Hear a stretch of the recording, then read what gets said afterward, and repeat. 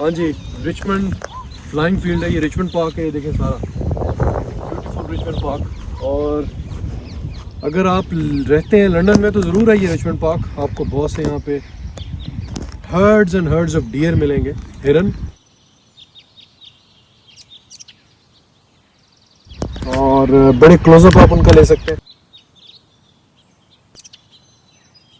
Picnic, چائے, بیٹھنے کا سامان, ڈرون اڑائیں گے یہاں پہ, اور ڈرون ایکسپیرینس پریکٹس کرنے کے لیے آئے ذرا, اور مختلف قسم کے گیجٹ ذرا یہاں پہ پریکٹس کریں گے, پھریں گے, تھوڑی دیر بیٹھیں گے, مغرب تک مغرب پڑھیں گے, اور اس کے بعد پھر گھر جائیں گے. تو تھوڑا سا آپ اپنے آپ کو وقت دیں, گھر سے نکلیں, انجوائے کریں, چائے کا کپ کہیں باہر کھلی جگہ پہ پئیں, that will be a very good option, اور آپ ریلیکس ہوں گے. Thank you.